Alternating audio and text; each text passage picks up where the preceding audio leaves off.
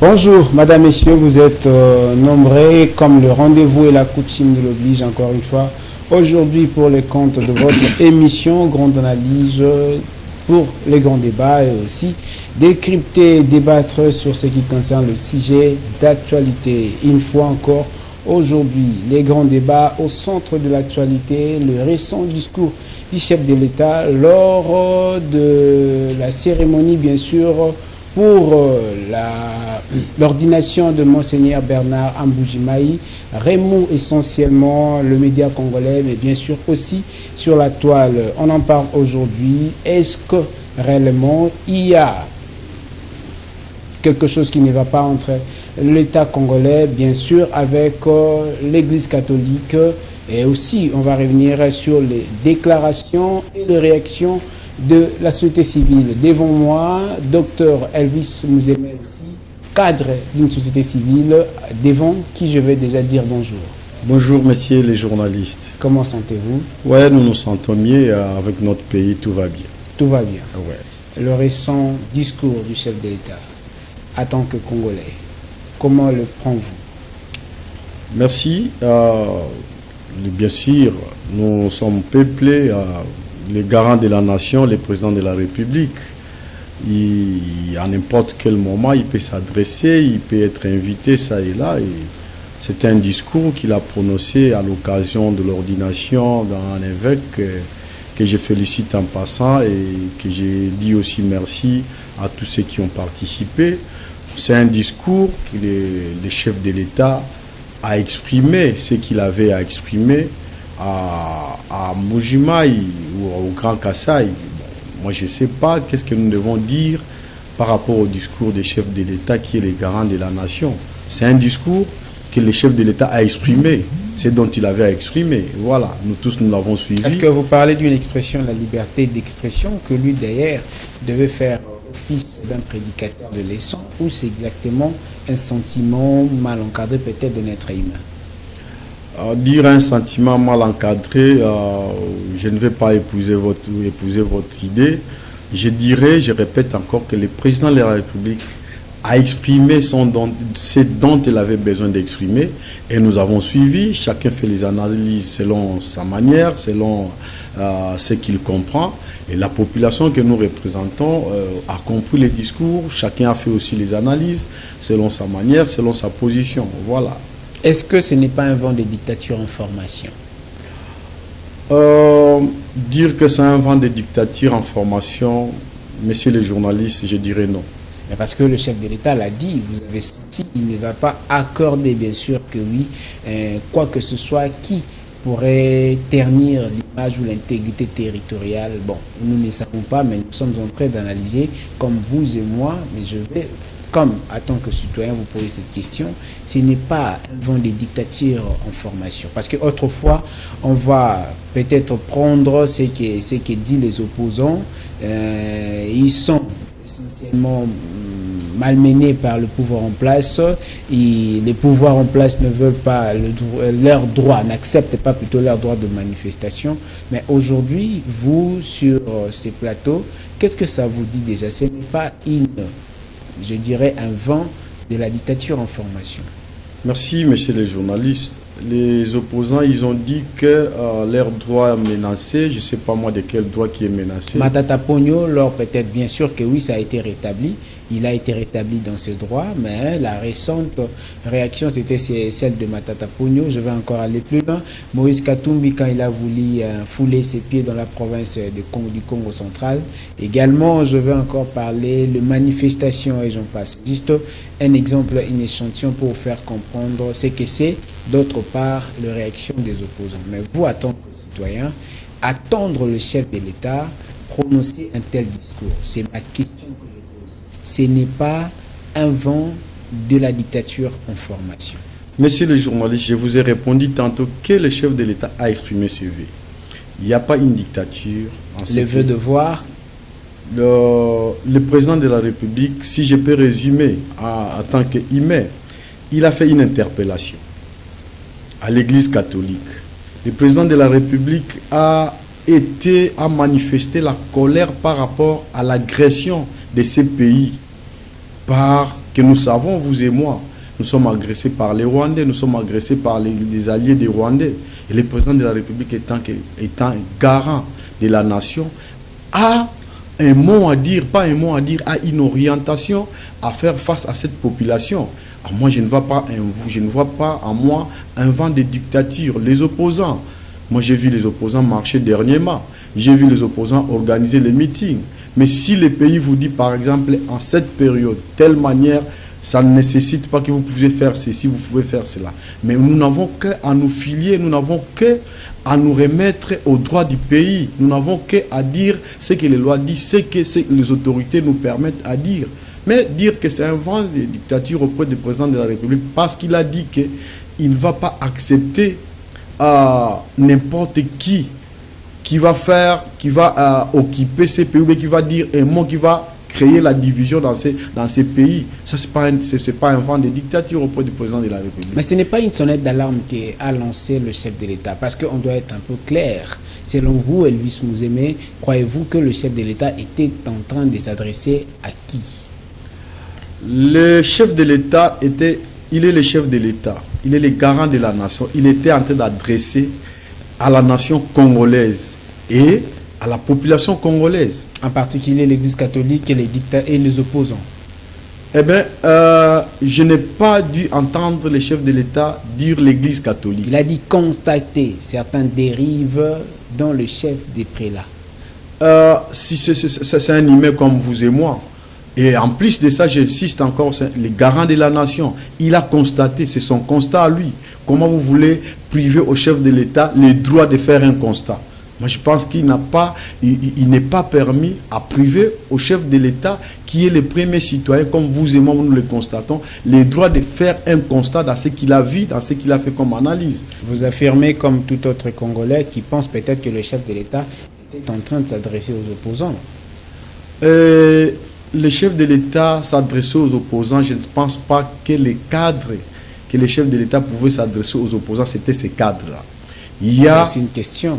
En fait, moi, je ne crois pas que le chef de l'État est en train d'adresser aux opposants.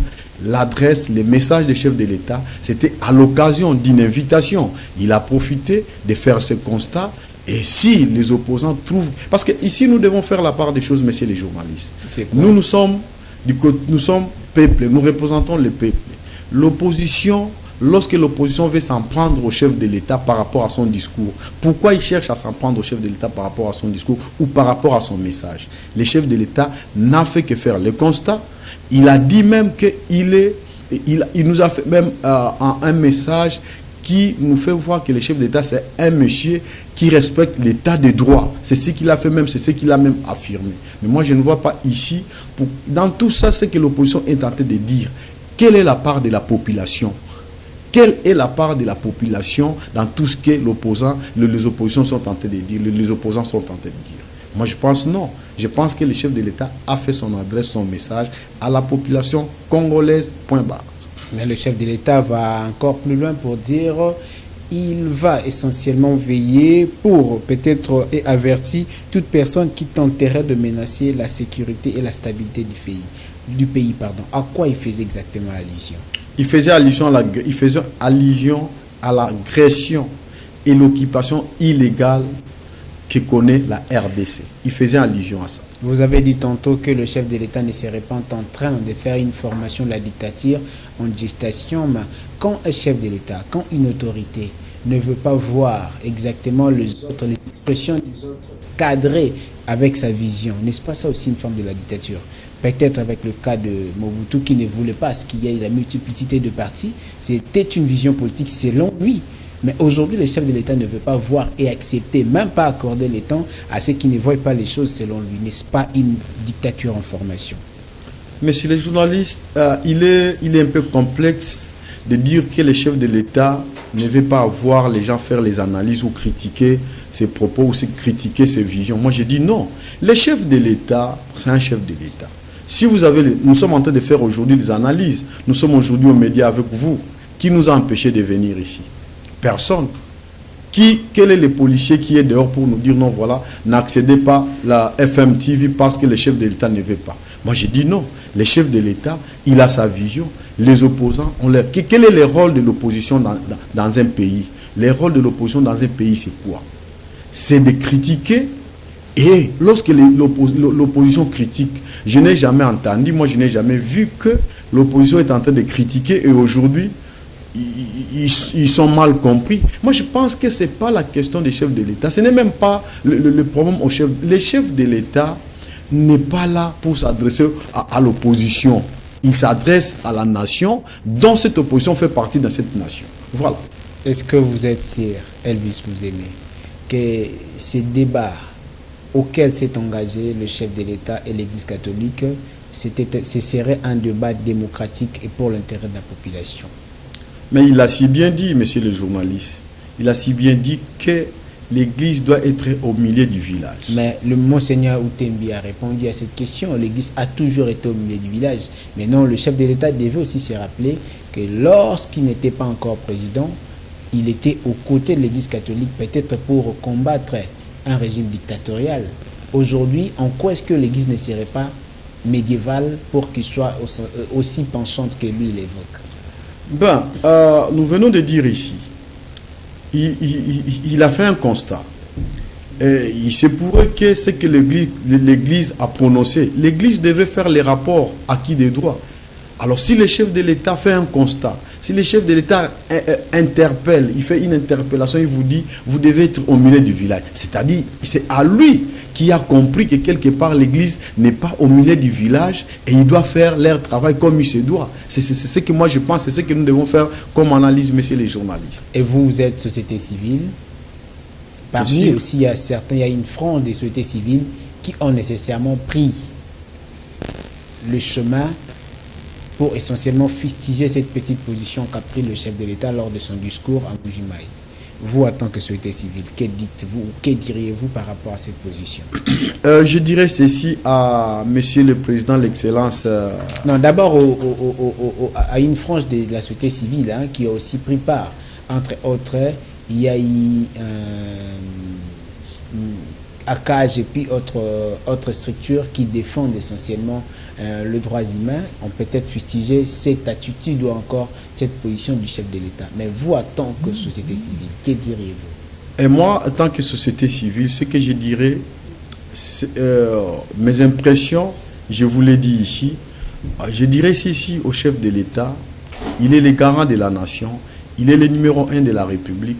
Lorsqu'il y a un problème, il ne doit pas se fatiguer pour dire à la population ce qu'il pense pour la meilleure orientation, pour la bonne conduite de cette population. Et si, la société civile, bien sûr, les analyses sont différentes, celui qui a fait les analyses de X côté, de Y côté, il est libre, c'est la démocratie. Mais l'intérêt que nous voulons, c'est l'intérêt de la population. Les analyses, c'est bien bon, mais l'intérêt de la population, voilà, c'est ce que nous disons et voilà, c'est ce que nous conseillons au chef de l'État. Si le chef de l'État trouve qu'aujourd'hui, il y a telle maladresse, je dois faire ceci, je dois faire telle analyse, moi je pense qu'il est libre, messieurs les journalistes. Il est libre, bien sûr que oui, c'est une façon d'aider aussi le chef, puisque l'horaire est humain, essentiellement peut-être que le chef de l'État s'est aussi senti parfois lésé par l'expression de certaines pratiques qui s'est fait actuellement dans la société. Mais on va directement y aller. En regardant aujourd'hui la position du gouvernement, disons, de l'État congolais et la position de l'Église catholique, est-ce que vous allez, sans embâche, dire qu'il y a une très et parfaite relation? Je dirais oui, il y a une bonne relation.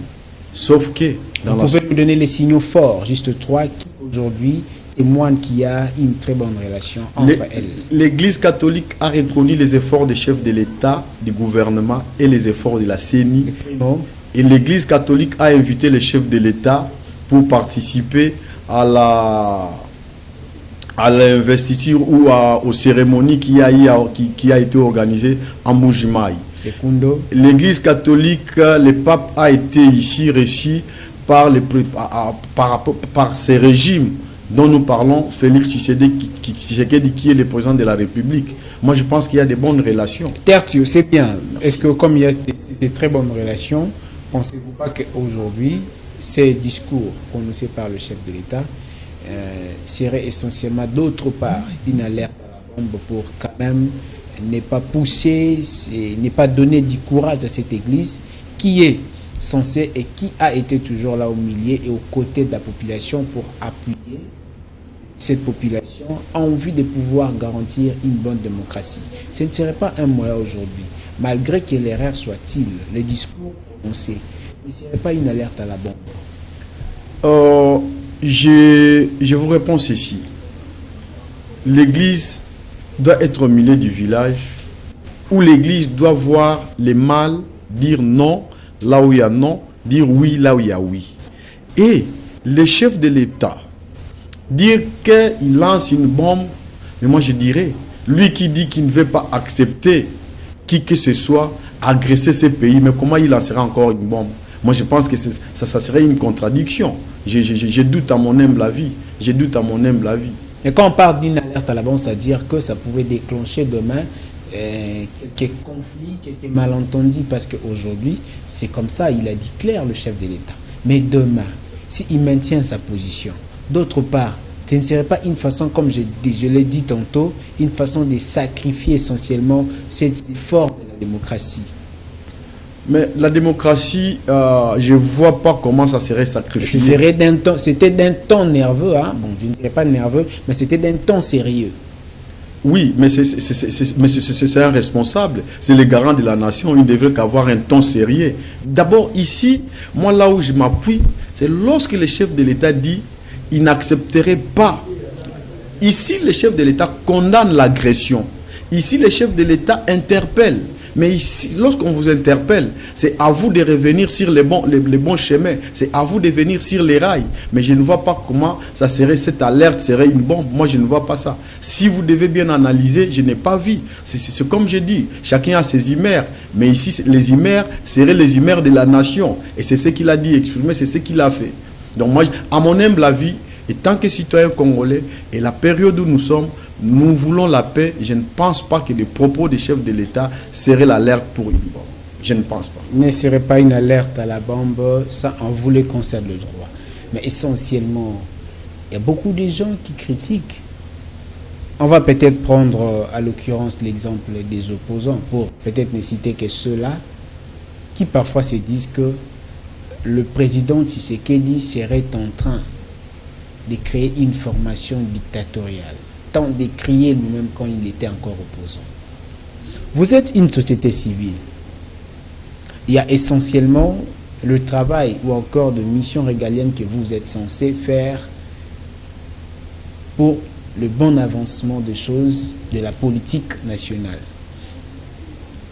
Comment voyez-vous aujourd'hui les climats politiques de l'heure et des enjeux, si je peux même dire le point chaud de l'actualité? Ça promet d'être quelque chose de bien jusqu'à ce qu'on atterrisse aux élections de 2023. Ah ben oui, c'est une période qui a été souvent précipitée, c'est une période qui a été toujours liée aux agitations. Ce n'est pas cette agitation qui a pris le chef de l'État. L'agitation n'est pas au camp des chefs de l'État. L'agitation est dans le pays, tout le monde, celui qui veut postuler, celui qui veut faire ceci, celui qui veut faire cela. Il y a cette agitation-là. Peut-être une façon d'intimider les autres, peut-être une façon aussi de faire preuve déjà de son autorité pour dire je ne veux pas que vous fassiez cela, je ne vais pas déjà avoir ça. Mais c'est aussi, ça s'aligne exactement aussi avec cette idée de la dictature, pour ne pas permettre aux autres de pouvoir s'exprimer librement. Mais l'expression est libre dans ce pays. Moi, je pense que ça dépend des uns des autres selon leurs analyses. Mais ici, lorsque nous faisons... Mais l'analyse ne suffit pas là, il s'agit aussi d'une expression. Vous ne pouvez pas faire ça parce que le chef de l'État a dit. Magister Dixit, le maître a dit au fait. Mais s'il dit et qu'il vous interdit dans les mal, ou en quoi vous devez vous persister dans les mal? C'est aujourd'hui que le chef de l'État devait devenir un donneur de leçons. Pour la bonne gouvernance ou parce que les gens ne doivent pas manifester, selon vous? Il n'est pas un donneur de leçons. Ici, je ne suis pas en train de prendre part à qui que ce soit. Mais je fais mes analyses comme citoyen congolais. Parce que je vous l'ai dit ici que ces pays, en ce moment ici, nous avons besoin de la paix. Nous avons besoin d'une cohésion. Nous avons besoin d'une bonne démocratie. Alors, nos analyses doivent être au centre pour les intérêts de la population. Alors, ceux qui pensent, parce que vous et moi, vous savez que l'opposition, son rôle, c'est de conquérir le pouvoir. Mais si on veut conquérir le pouvoir, il faut le conquérir pour les intérêts de la population. Vous allez me citer les noms de ces opposants qui disent que les chefs de l'État veulent instaurer la dictature. C'est qui cet opposant? Qui, à son temps, il a fait mieux que celui-ci? Parce que nous, aujourd'hui, même les chefs de l'État, si nous trouvons que ce qu'il est en train de faire ne cadre pas avec la population, nous dirons, nous allons crier si haut. Sur ces antennes, nous avons déjà crié, nous avons déjà dit, voilà, telle place, ça ne marche pas, il faut ceci, il faut cela pour l'amélioration, pour l'intérêt de la population congolaise. Mais dire qu'il y a vague d'une dictature, là, moi, ce n'est pas mes analyses. Mes analyses, c'est je vais avoir cette population se retrouver, je vais avoir cette population bien manger, bien boire, et c'est ça mon souci. Je vais lire un peu ça. Dans son message de l'ensemble plénière du 23 juin à Lubumbashi, la Senko interpelle et revient sur sa rengaine habituelle, de plus en plus prise en compte partir une certaine opposition, la recomposition de la CENI sur fond d'autres conséquences majeures. Les évêques catholiques demandent à une manière au peuple de se réveiller face aux élections à venir, reconnaissant la capacité à la population de renouveler la confiance aux animateurs des institutions. Les évêques ont insisté sur le choix des dirigeants compétents et de bonne probité. Pour eux, les portes doivent être fermées aux opportunistes, au tribalisme, aux népotistes et aux autres assoiffés du pouvoir. Pour leurs propres intérêts, les précautions ont été rappelées: ne pas quitter le bureau des votes avant l'affichage des résultats, la sécurité de personnes et de leurs biens indiqués. L'intention du gouvernement, la CENI est tenue par la Senko, de bien travailler à la transparence des opérations de vote et de dépouillement par le respect des dispositions légales. Ce serait une manière de pouvoir braver le ligne maîtresse du chef de l'État, ou c'est une façon de chercher la cohésion nationale et la transparence démocratique? Mais c'est ce que nous avons toujours dit, messieurs les journalistes. L'Église n'a fait que son travail comme société civile. Et le chef de l'État, de sa part, a fait que aussi son travail. Le chef de l'État a fait réfléchir comme tout autre citoyen. Le chef de l'État a prononcé son discours comme garant de la nation par rapport à ce qu'il entend, par rapport à ses analyses. Est-ce qu'il a garanti nécessairement la cohésion? Il a garanti nécessairement la sérénité. Il a garanti nécessairement aussi la démocratie.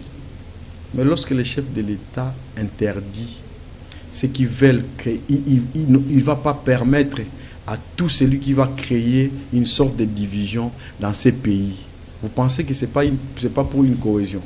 Lorsqu'aujourd'hui l'Église catholique vient seulement nous dire, comme ce que j'ai toujours dit ici, peuple congolais, réveillez-vous.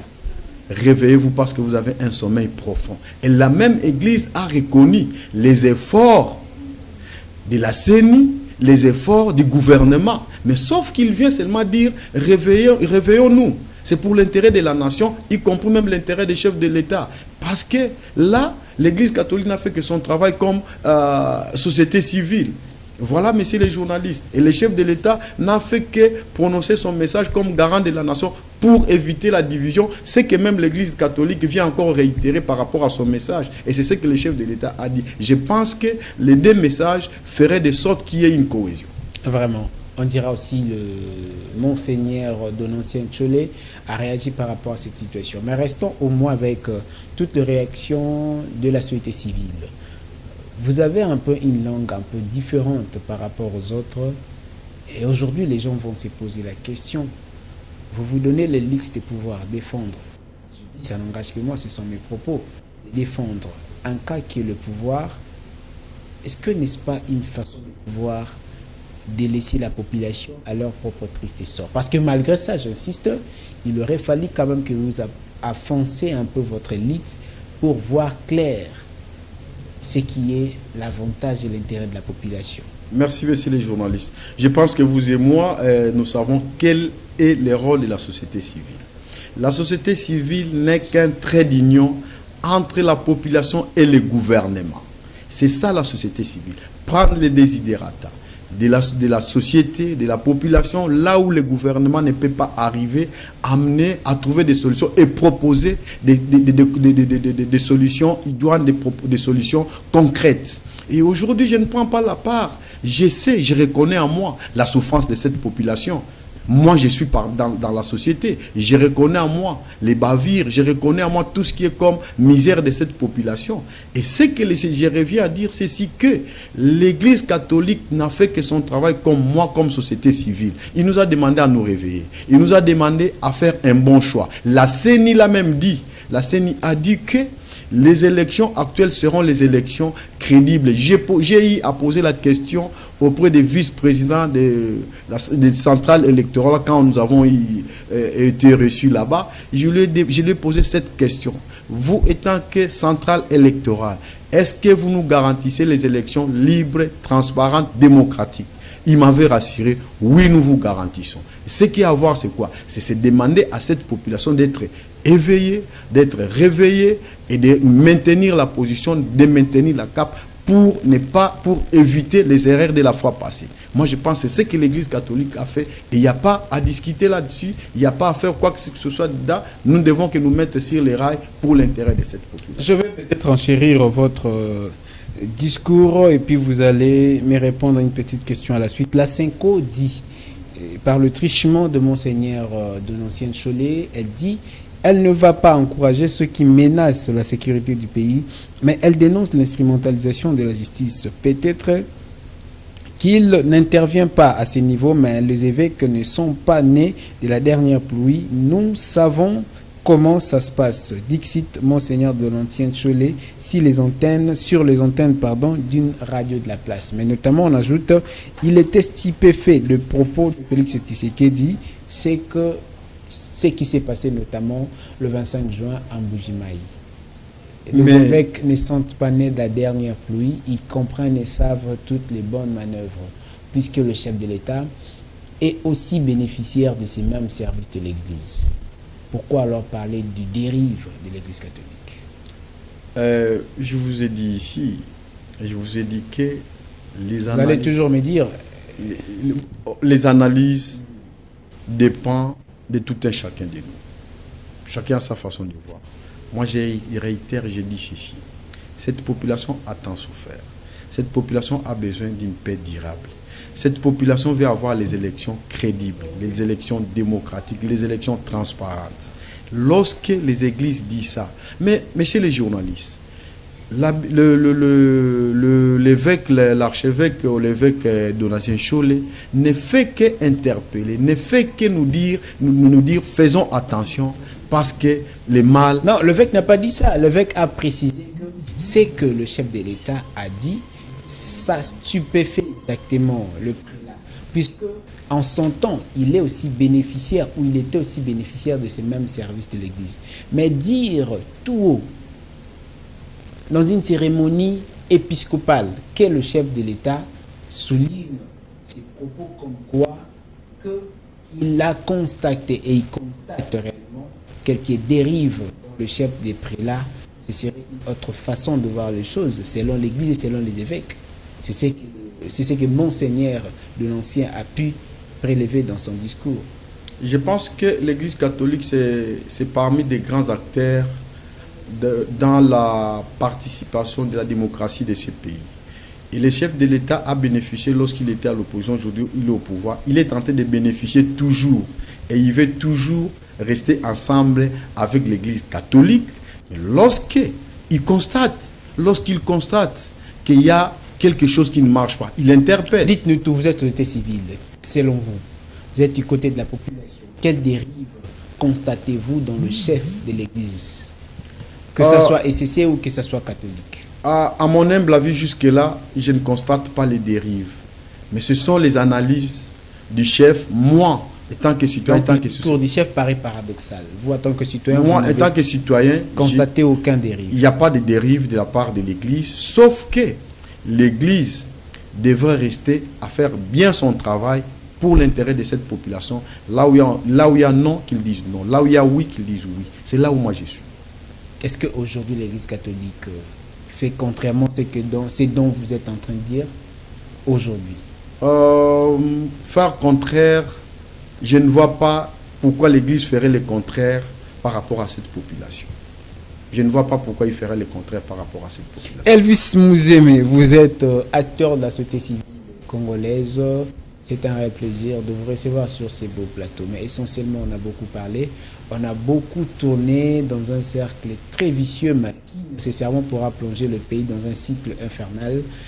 Ces conflits que nous ne voulons pas. Aujourd'hui, quel est maintenant le rôle, vous, en tant que société civile, s'il s'avérait qu'il y a essentiellement l'expression de ces constats amers qu'a fait le chef de l'État? Qu'est-ce que vous, en tant que société civile, vous êtes censé faire et feriez-vous? Nous sommes le trait d'union entre le gouvernement et la population. Nous voulons la paix. Nous voulons avoir cette population à ne plus souffrir. Nous demanderons à l'Église catholique, qui est un grand acteur dans la démocratie de ces pays, de bien voir les autorités pour discuter la chose. S'il s'agit de la question électorale, de bien voir la CENI pour discuter la chose, pour mettre à la place publique de bonnes informations et la meilleure façon de se contenir et la meilleure façon d'aller de l'en avant, qu'il y ait des querelles, ça ne serait pas intéressant pour la population. Le chef de l'État étant garant de la nation, il est aussi à lui appelé à avoir l'esprit d'écoute, comme il a toujours fait, de cette population pour la paix durable dans ces pays. C'est ce que nous voulons.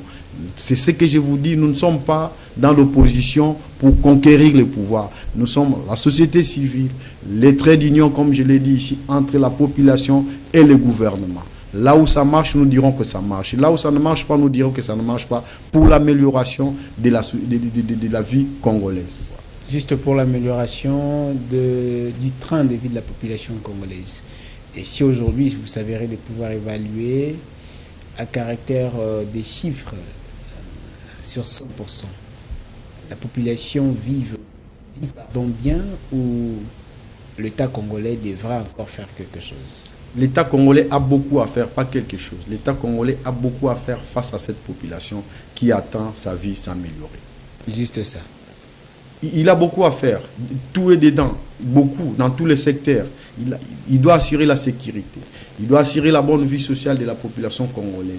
Il doit être à l'écoute de la population congolaise pour améliorer et que la vie du peuple congolais soit au centre comme nous voulons. Vous appartenez à un groupement société civile. Pourriez-vous un peu nous parler de ces groupements? Quels sont votre élite, vos lites essentiellement, puisqu'il s'agit de nombres pluriels? Et exactement, Elvis Mouzem aujourd'hui, est-ce que ce ne serait pas une surprise de lui revoir dans la casquette peut-être d'une personnalité politique?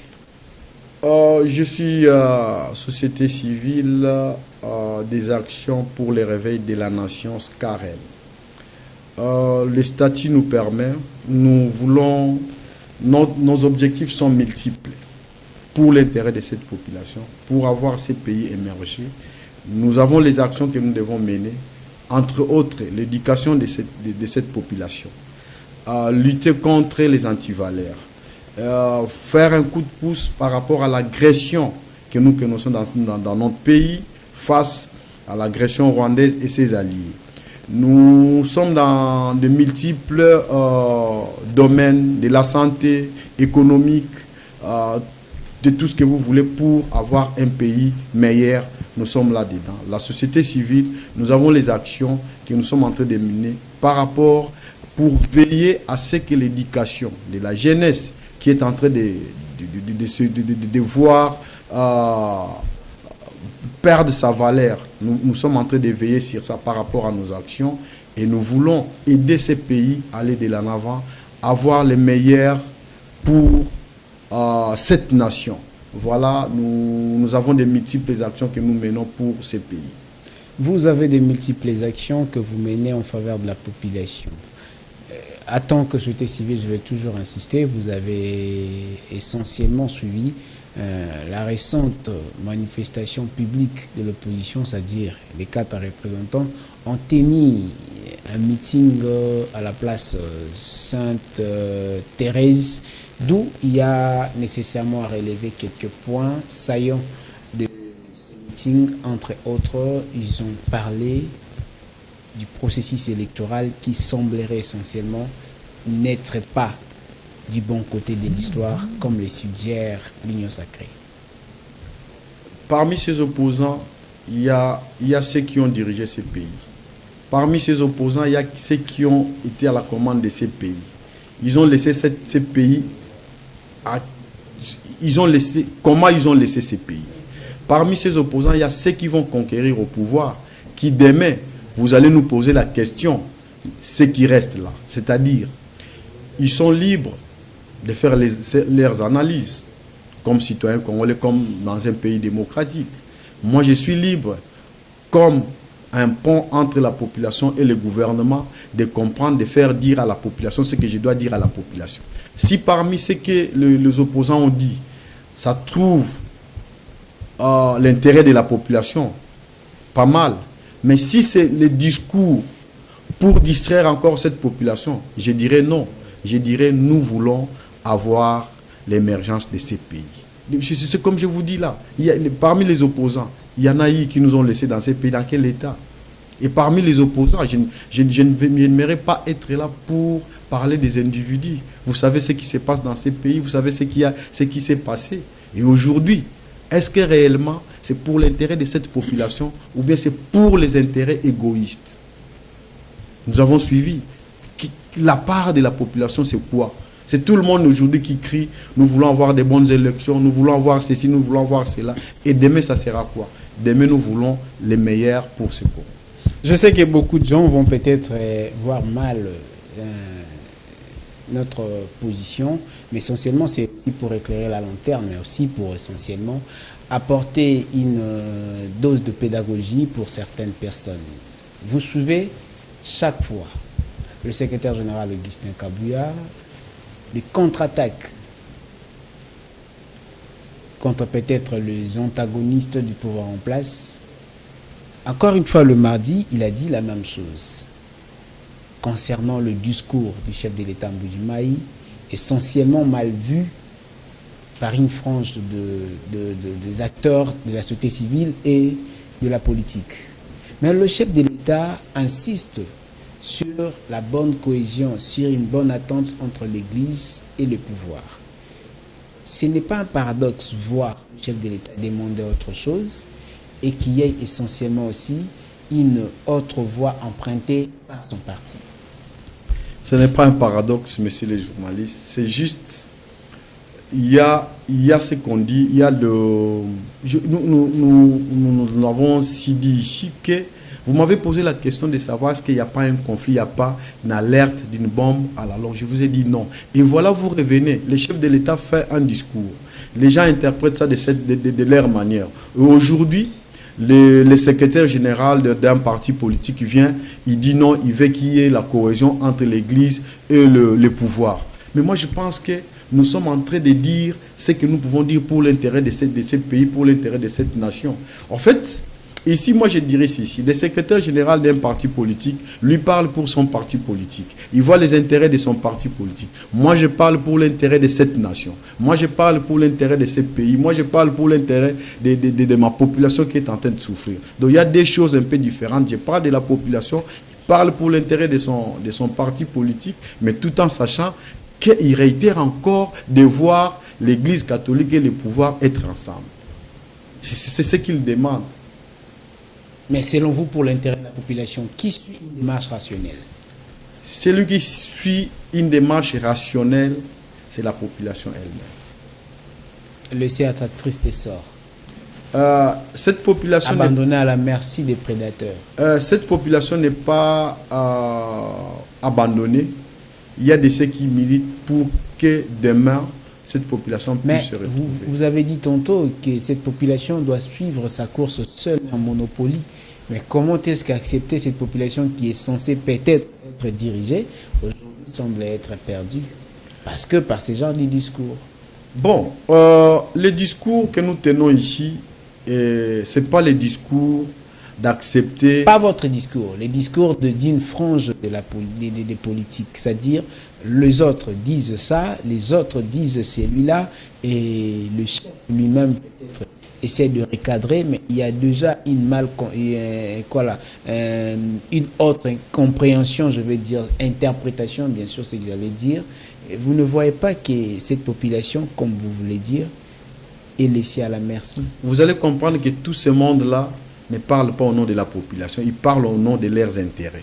Qui parle au nom de la population? Elvis Mouzé, mais vous avez 1 minute pour essentiellement parler de votre société civile, cette structure, et après, s'il y a une petite question, nous allons chuter pour la fin de l'émission. Celui qui parle au nom de la population, c'est celui qui veut voir ce peuple vivre dans les meilleures conditions, ce peuple vivre sans insécurité, ce peuple vivre sans menace, c'est celui qui parle au nom de la population. Celui qui ne parle pas au nom de la population, c'est celui qui cherche ses intérêts personnels. Et la société civile vous dit ceci, je l'ai toujours dit, ne perdons pas espoir, et tant que Congolais, regardons ces pays, regardons cette Afrique avec espoir, avec force. Demain, nous aurons les gens qui peuvent nous diriger pour l'émergence de ces pays. Demain, nous aurons les gens qui vont améliorer les conditions de cette population. Voilà ce que j'allais vous dire, messieurs les journalistes. Voilà ce qu'il avait à dire, mais vous êtes très optimiste. Je suis dans mon pays. Je suis un des cadres de la société civile. Je côtoie ma population chaque jour, pas plus longtemps, avant que je vienne ici récemment. Et ça vous donne, oui, récemment. Le samedi, j'étais avec la base. La base nous a rassuré que ce pays va changer et ça va changer. Chacun de nous a sa part de partition à jouer dans la musique et la bonne mélodie pour essentiellement donner la bonne mélodie aux oreilles de la population congolaise qui décrit essentiellement la mégestion. C'est ça et c'est la même lutte que mènent les autorités. Espérons que ce Congo va changer comme nous le voulons. Aimons d'abord le Congo, ensuite les Congos et enfin les Congos. Merci et au revoir. Merci.